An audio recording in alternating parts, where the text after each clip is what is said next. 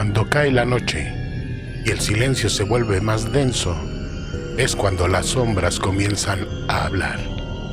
Bienvenidos a Más allá de toda lógica, con Efrén Mercado. El rincón donde el miedo cobra vida, las leyendas despiertan y lo desconocido te observa desde la oscuridad.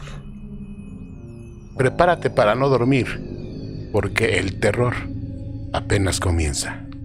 ¿Qué tal? Esperando que se encuentren de maravilla, les doy la más cordial bienvenida a Más allá de toda lógica. Mi nombre es Efrén Mercado y en este momento iniciamos. ¿Quién recuerda la leyenda de los pitufos? Antes de la leyenda, los dibujos animados. ¿Quién se acuerda de ellos? Recordemos que era una caricatura que pasaba por televisión abierta. Sin embargo, antes de esta caricatura, después de la caricatura hubo una leyenda de estos muñequitos. Vamos a hablar un poquito de quiénes son los pitufos, quién los creó y cuestiones de esta naturaleza. Pello le hacían llamar a Pierre Colliford, que es el autor belga que creó a los pitufos en 1958.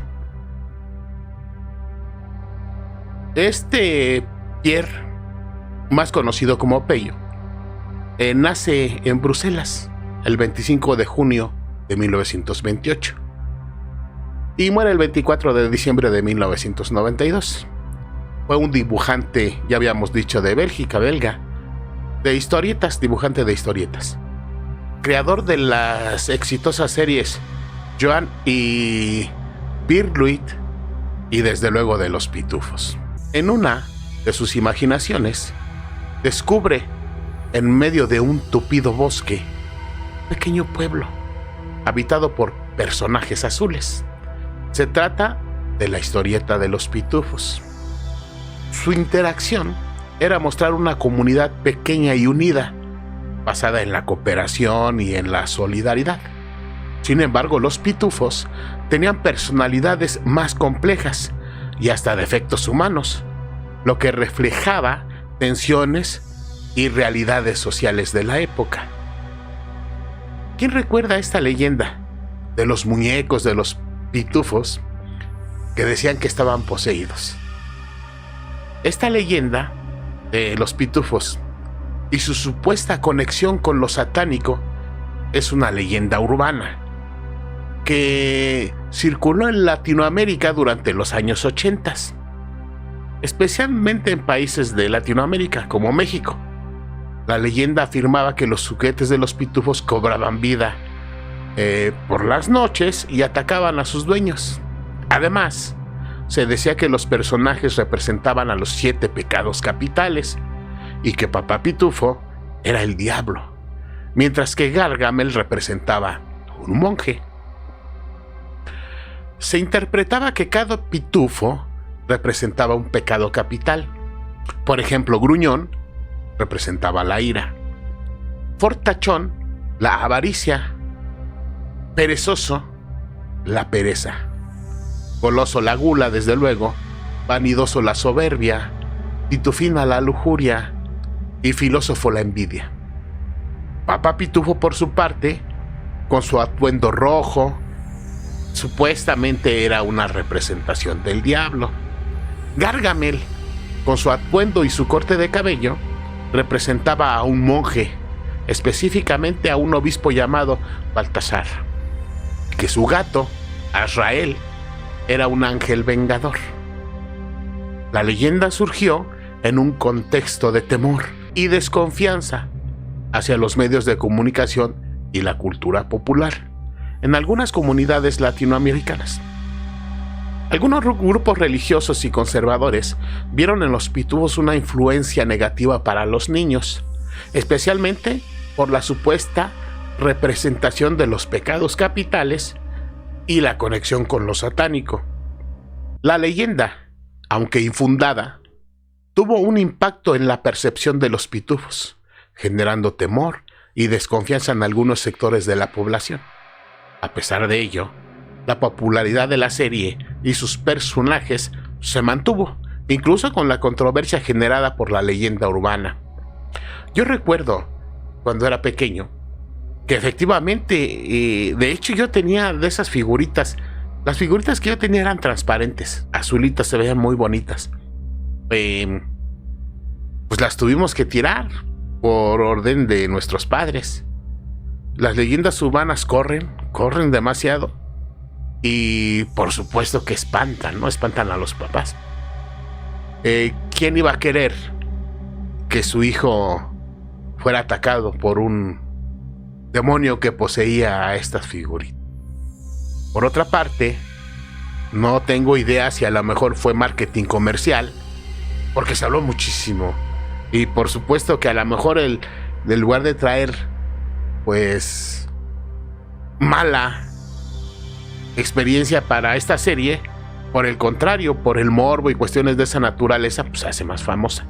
Vayan a saber ustedes, la cuestión es que sí existió esta leyenda y yo, pues, llegué a vivirla, ¿no?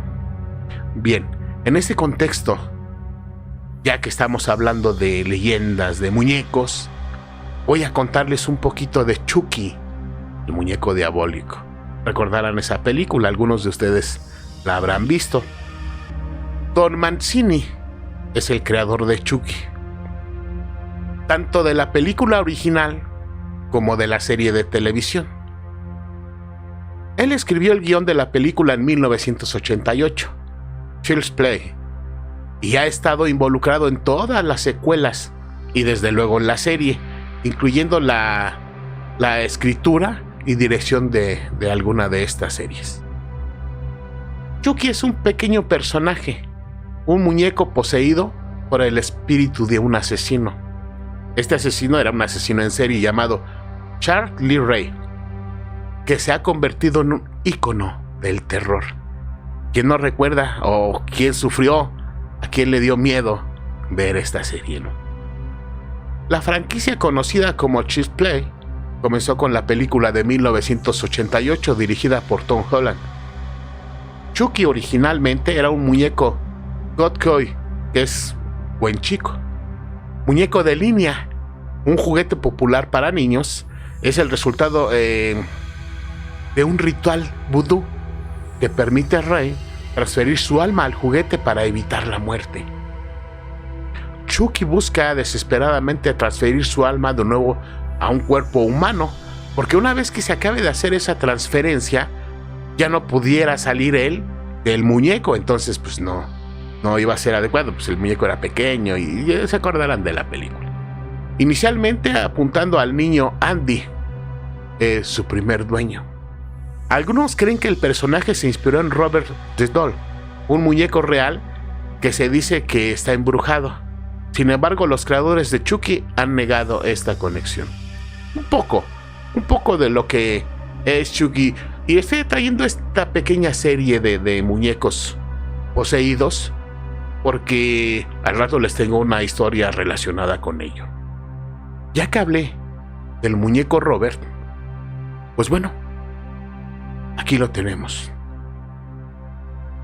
La leyenda de Robert el muñeco se encuentra en un muñeco de la vida real que perteneció a Robert Eugene Otto, un artista de Key West, Florida. La historia cuenta que el muñeco originalmente, un regalo de su infancia, supuestamente poseía poderes sobrenaturales. Causaba sucesos extraños y misteriosos, incluyendo movimientos, cambios de expresión e inclusive risas. El muñeco mide 1 metro con 50 centímetros. Está algo grande. Se encuentra sobre una silla de madera, como ustedes pueden notarlo en la imagen que tenemos aquí al lado. Su traje de marinerito está planchado y muy limpio. Su carita se encuentra con varias picaduras, y esto es por la viruela, o sea que originalmente fue diseñado de esta manera. Se encuentra en perfecto estado de conservación para tener 120 años de edad. Descansa en el Museo Fort Heads Martello, en Cayo Hueso, Florida. Está exhibido allí desde 1994, cuando fue donado por la Sociedad de Arte e Historia de Key West, quien publica la imagen que ustedes están viendo en pantalla. La vida de Robert comenzó en Alemania. Fue creado en 1904 por la fábrica Steiff, la empresa más conocida por producir el primer oso de peluche y los osos de colección de alta gama de la actualidad, y probablemente formaba parte de un escaparate publicitario de bufones o payasos, más que un muñeco estándar. El muñeco fue comprado por el abuelo de Robert, Otto, como regalo del extranjero, y rápidamente recibió el nombre del niño. El traje del marinero que hace de Robert el muñeco un ícono en los círculos paranormales no fue un producto de la empresa Steiff, sino probablemente un traje que usó Otto en su juventud, lo que hace que el niño y el muñeco estén innegablemente entrelazados. Robert fue adorado por Otto en su juventud y lo trataba como a un compañero viviente. Pongan atención en esto. Le pusieron su ropa y el niño, Otto, lo trataba a este muñeco como un ser viviente. Con frecuencia, cuando Otto se portaba mal o algo se perdía o se rompía en casa, el niño lo atribuía al muñeco.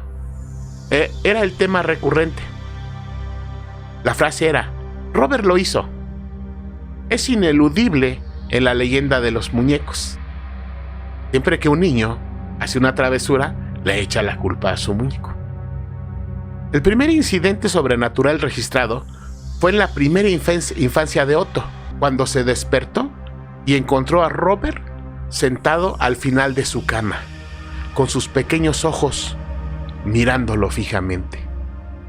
Momentos después, el resto de la casa se despertó con el ruido de muebles que se movían por la habitación. Cuando la madre de Otto entró, lo encontró todo en caos, salvo al niño, que se había acurrucado, asustado, en su cama. Robert permaneció sentado a los pies. Después de esto, la obsesión de Otto con el muñeco parecía solo aumentar. Si bien antes se dirigía al muñeco como si estuviera vivo, sus padres informaron haber escuchado una respuesta a las preguntas de Otto, todas con una voz desconocida. Tras una infancia culpando al muñeco de sus malas acciones, se decía que el comportamiento de Robert empeoró. A medida que Otto crecía, el muñeco ocupaba su lugar, apoyado en la ventana del piso superior de la casa familiar.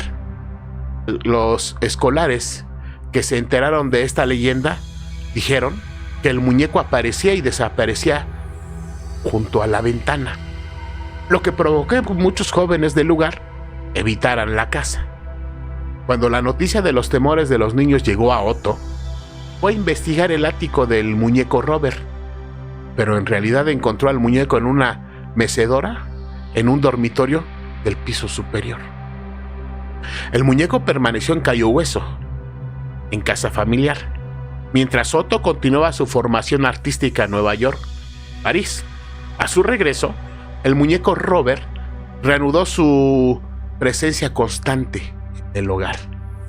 Esto nos da a entender que la energía del niño ayudaba a que se activara el muñeco. Tras la boda de Otto, su esposa Anne no tardó en expresar su incomodidad con la presencia del muñeco Robert. El muñeco no fue retirado de la casa, sino confinado al ático. Robert no estaba muy impresionado con su nuevo alojamiento, y Anne no tardó en oír pasos y risitas maliciosas provenientes del ático. 2 años después de que muere Otto, esto fue en 1974, su esposa lo siguió, quiere decir, también perdió la vida. Y su casa en Heaton Street, con muñeco incluida, fue vendida a Myrtle Ruther. Bueno, esta Myrtle permaneció en la casa de Robert durante 20 años más, antes de vender la propiedad, que ahora funciona como una casa de huéspedes. Sin embargo, durante ese periodo, la hija del nuevo propietario supuestamente descubrió con alegría a Robert. Pero esto rápidamente se convirtió en miedo. La niña gritaba repetidamente por la noche, convencida de que Robert quería hacerle daño. Emily dijo a sus padres que Robert deambulaba por la habitación por la noche. En 1994, el muñeco fue donado al Museo Keats Martello de Cayo Hueso. Actualmente, este es el hogar permanente de Robert y una atracción popular e inquietante. Tanto los visitantes del museo como los miembros del personal informan haber visto a Robert moverse, cambiar de expresión e incluso reír levemente. El museo anima a los visitantes a pedir permiso a Robert antes de tomar fotografías. Supuestamente quienes no lo hacen sufren una terrible desgracia. Dice que Robert causó daños físicos, accidentes de tráfico, divorcios y pérdida de trabajo. Sin embargo, nunca se explica del todo cómo ocurrió. Nunca se explica cómo ocurrió. Quienes le toman fotografías a Robert suelen reportar fallos en sus cámaras, fallos que desaparecen en cuanto salen del museo. Es decir, están en el museo, le toman una edición fotográfica a Robert y sale mal, o falla la cámara. Sin embargo, salen a la calle, toman una foto y sale perfectamente bien. Eso es a lo que se refiere.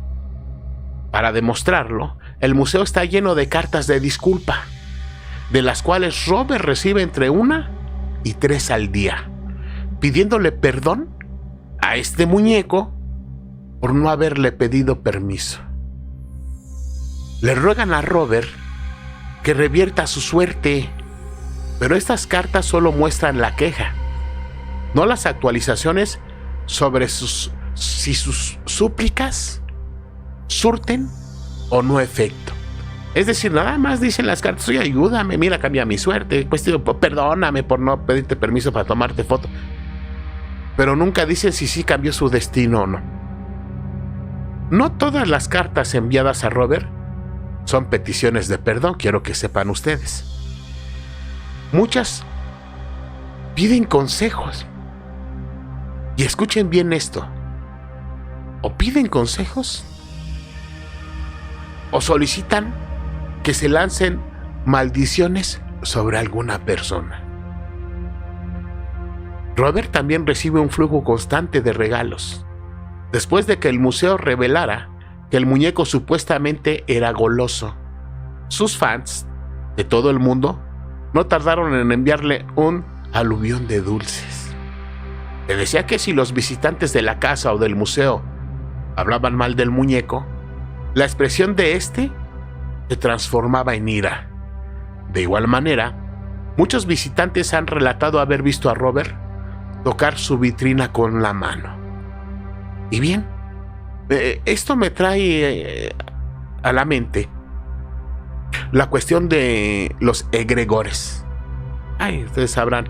Y si no, ya posteriormente, si ustedes me lo piden así, podemos hacer un programa especial para explicar quiénes son los egregores. Aquí lo importante es que la energía no nada más del niño, Otto, sino hoy de muchísimas personas son las que hacen que, en dado caso que suela ser así, este muñeco pues cobre vida o haga lo que dicen que hace. Ahora bien, vamos a pasar a la siguiente imagen. Mírenla ustedes. ¿Quién la conoce? Vamos a hablar de Annabelle. Es una muñeca poseída que ha protagonizado 3 películas de la saga de terror El Conjuro. La historia de esta muñeca se remonta a 1970, cuando una mujer compró la muñeca y le entregó como regalo de cumpleaños a su hija Donna. Tenía 18 años en este momento Donna, y estudiaba para ser enfermera. Vivía en Hartford, Connecticut, Estados Unidos, con otra de sus compañeras de clase, Angie. Le regala la muñeca y la colocan en su habitación. La muñeca es conocida como Raggedy Ann, que significa andrajosa Ann. Es una muñeca creada por el estadounidense Johnny Greuel. Él nace en 1880 y muere en 1938. Hace esta muñeca para una serie de libros que escribió e ilustró para niños. Raggedy Ann es una muñeca de trapo con hilos rojos, como ustedes lo pueden apreciar. Estos hilos rojos son su cabello y una nariz triangular. El creador recibió la patente en 2 de septiembre de 1915, la patente D 47789. El personaje fue concebido ese año 1915, pero fue presentado al público en el libro Raggedy Ann Stories de 1918, es decir, 3 años después, cuando una muñeca fue comercializada junto al libro. El concepto se convirtió en un éxito. En la secuela del libro, esta muñeca, el libro es Raggedy Ann Stories de 1920, se incorporó el hermano de la muñeca, llamado Raggedy Andy, quien vestía un trajecito de marinerito. Y vamos a ver ahora a los dos, miren. Donna y Angie notaron que la muñeca se movía sola, cambiaba de posición y aparecía en diferentes lugares de su habitación. En cierta ocasión, aparecieron notas escritas a mano, con mensajes como "ayúdanos" o "ayuda a Lou", lo que aumentó la inquietud de las jóvenes. Pero ¿quién es Lou? Ok. Lou era el novio de Angie, la compañera de cuarto de Donna, la dueña original de la muñeca. Lou también experimentó eventos aterradores, quiero que sepan, mi querida comunidad de curiosos y valientes. Estos eventos aterradores relacionados con la muñeca incluyen pesadillas y la sensación de que esta muñeca estrangulaba a Lou. En un principio era difícil notar que la muñeca se había movido, pero luego se volvió evidente. Por ejemplo, ambas dejaban a la muñeca en una esquina y cuando volvían a la habitación la encontraban sobre la cama o con las piernas y los brazos cruzados. Otras veces dejaban a la muñeca en una de las habitaciones y cuando regresaban la encontraban en la cocina o de pie recargada en la pared en alguna otra parte de la casa. Donna y Angie, asustadas, contactaron a un medium, quien les informó que la muñeca estaba poseída por el espíritu de una niña que falleció a los 7 años, en esa misma casa, en esa propiedad. Y por medio de este medium, la niña que perdió la vida pidió permiso para entrar en la muñeca. Este espíritu se llamaba Annabelle Higgins. Dijo que quería quedarse con ellas y ser querida. Por supuesto que las chicas le dieron permiso. Posteriormente es cuando aparecen los Warren, quienes afirman que a través de la medium, la muñeca pidió permiso a Donna y Angie que la adoptaran y que la quisieran. Pero los Warren muy pronto se dieron cuenta de que esto solo era una treta, una trampa, al darse cuenta que dentro de la muñeca había un espíritu maligno. No era esta niña Annabelle Higgins, según los Warren, sino que era un espíritu maligno. Los Warren decidieron llevarse la muñeca y la encerraron en una caja de cristal, en su museo para evitar que causara más daño. Este museo se llama Museo del Ocultismo, o también conocido como Museo Warren de Investigaciones Paranormales. Está ubicado en el sótano de la casa de Ed y Lorraine Warren, en Monroe, Connecticut, Estados Unidos. Y ahí es a donde permaneció esta muñeca. Ahora bien, déjenme quitar la imagen de esta muñeca y seguir. ¿Por qué les he contado todo esto? Porque hoy les traigo una historia impactante. Una historia real, desde luego. Me la comparte Vanessa Carrasco. Un saludo desde aquí. Muchas gracias por compartirnos esta historia y espero que les dé mucho terror a todos nuestros suscriptores. Todo inicia, dice Vanessa, por allá del año 2011. En ese tiempo Vanessa vivía en Chimalhuacán y ya estaba embarazada, pero tenía ya una nena de 2 años. Ese día fue en enero. El 6 de enero. Saben que ese día aquí en México se celebra el Día de Reyes. Razón por la que su hija pequeña le trajeron juguetes nuevos los Reyes Magos. Entre muchos otros juguetitos, los Reyes Magos le traen una muñeca de una marca reconocida, de la marca Mattel.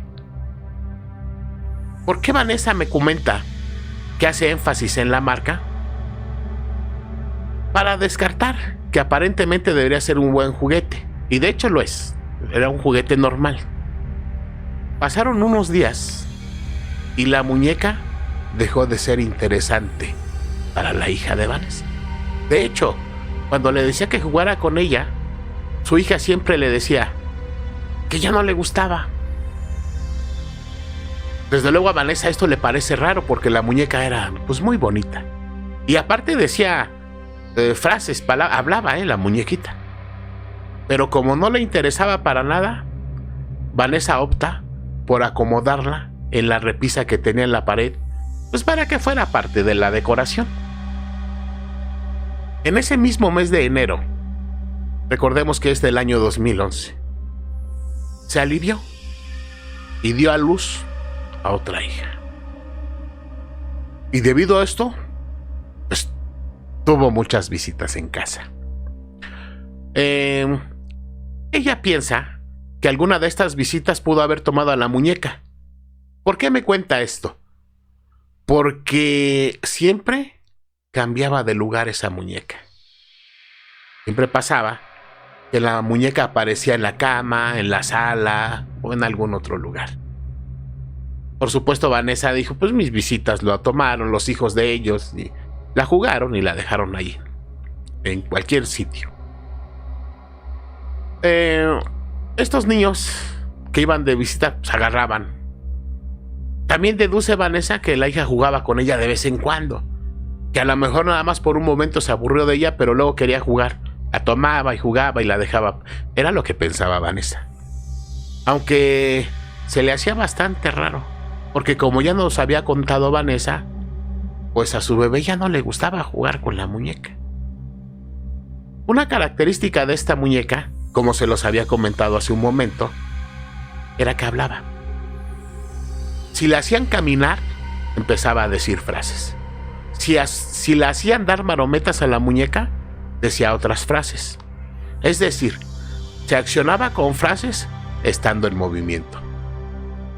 Las frases eran: ¡Yupi! ¡Hagámoslo de nuevo!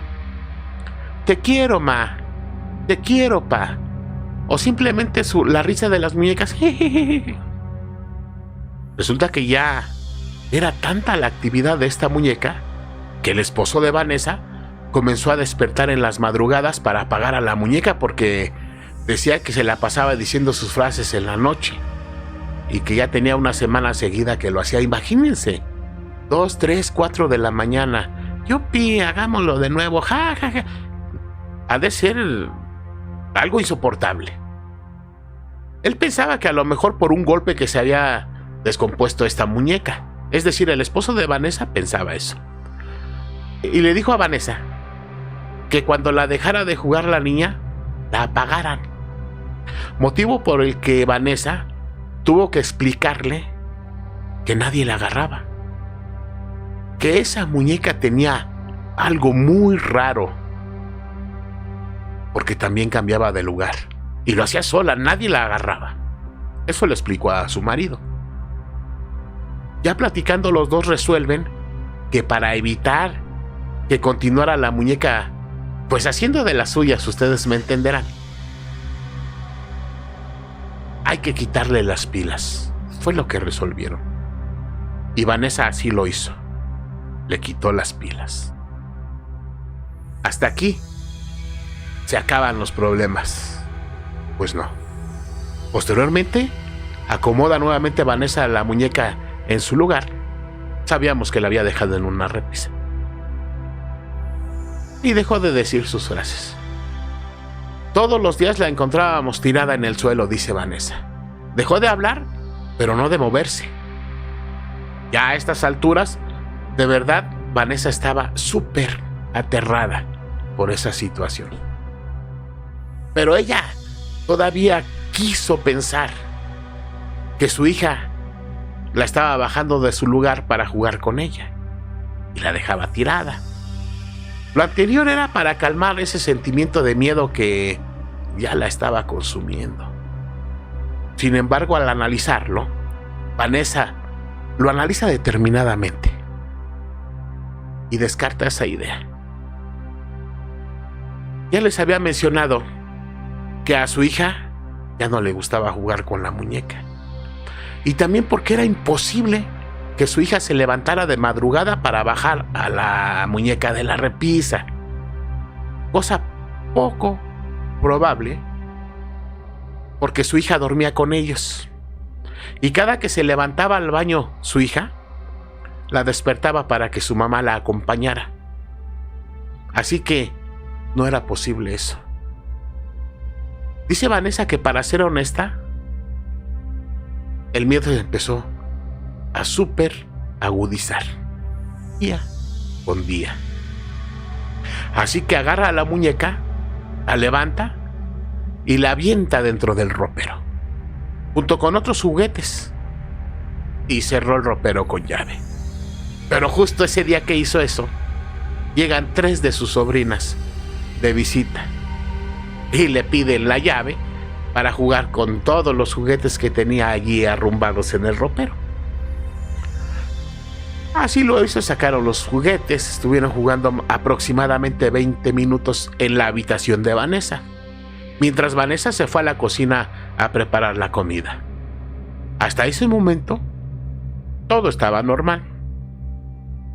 Después de ese tiempo no pasaron ni 10 minutos cuando las 3 sobrinas y su hija salen corriendo y gritando de su cuarto. Pero no nada más estaban ellas, también estaba la bebé. Recuerden que tuvo otra bebé. Entonces Vanessa lo primero que hace es correr a su habitación para tomar a su bebé. Lo toma, lo carga, pero ni una de las 4 niñas quería entrar a la recámara. Así que sale y las empieza a calmar. Desde luego ella, yo creo, sintió terror en ese momento, pero les empieza a preguntar a las bebés qué había pasado. Y es cuando estas niñas, las sobrinas, le empiezan a explicar. Le cuentan que estaban jugando. Eran 4, les repito, y empezaron a repartirse los juguetes. La muñeca en cuestión no fue seleccionada por ninguna de ellas. Todas las niñas decían que esa muñeca les daba miedo. Así que la pusieron en su lugar y siguieron jugando con los otros juguetitos y cuestión. En ese momento, la muñeca comienza a decir sus frases una tras otra. Y posteriormente se cae del mueble. Pero la forma en la que cayó, según lo que me cuenta Vanessa, que le contaron sus sobrinas y su hija, fue como si la hubieran aventado. Ese fue el momento en el que las niñas salen corriendo de la habitación. Y aquí déjenme hacer una pausa, porque recuerdan que les conté que Vanessa le quitó las pilas. ¿Qué habrá pasado? Dice Vanessa que le dio muchísimo miedo cuando las niñas le comentaron esto, pero agarró fuerzas, tal vez por el instinto de madre, por el instinto materno, tal vez porque también se encomendó a Dios en ese momento. La cuestión fue que agarró valor y para intentar hacer sentir mejor a las niñas, les dice que ya estaba fallando, que no se preocuparan. Las deja fuera un poco tranquilitas. Ella va y toma la muñeca. La puso en su lugar con muchísimo cuidado, porque ella sabía que la muñeca no tenía batería. Pasa un momento y las sobrinas se retiran de la casa. Es cuando Vanessa se le ocurre, no sabe de dónde, pero se le ocurre la grandiosa idea de prender una fogata en el patio, con madera que tenía por ahí, y quemar a la muñeca. Ella cuenta que después de que la quemó, afortunadamente se acabó el sufrimiento, el terror de lidiar con una muñeca que estaba poseída. O no sé cómo describir, me dice Vanessa, esa situación. Pero fue una experiencia demasiado aterradora, tanto así que su hija jamás volvió a pedir o a jugar con una muñeca. Hasta ese punto llegó esta situación. Es por ello que yo les conté primero de los pitufos, de los muñecos poseídos, porque supongo que esta historia tiene relación con eso. Aquí la cuestión es que es un poco diferente a las historias, por ejemplo, de Chucky o de Annabelle, porque a Annabelle le dieron permiso, ¿no?, a este espíritu. A Chucky y a Robert, y cuestiones, lo acabamos de comentar, la energía del niño o de las personas. Pero esta muñeca, que fue muy poco lo que jugó la niña, días. ¿Qué habrá pasado aquí? Me gustaría escuchar sus comentarios. Pues bueno, hasta aquí con esta historia, espero haya sido de su agrado. Muchas gracias a todos por ver este capítulo de Más Allá de Toda Lógica.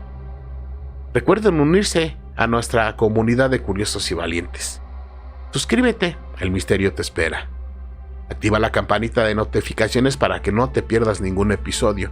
Coméntanos si has experimentado algún suceso paranormal. Y hazme propuestas de qué tema te gustaría que aborde en los próximos capítulos. Comparte este video con tus familiares, con tus amigos, con tu familia, para hacerlos temblar de terror. Y si tienes historias, si tienes fotografías, si tienes videos paranormales, envíamelos a mi correo, másalladetodalógica@gmail.com. Y desde luego que con mucho gusto los analizamos y los compartimos con nuestra hermosa comunidad de curiosos y valientes. Y recuerden, la verdad está ahí afuera. Muchas gracias.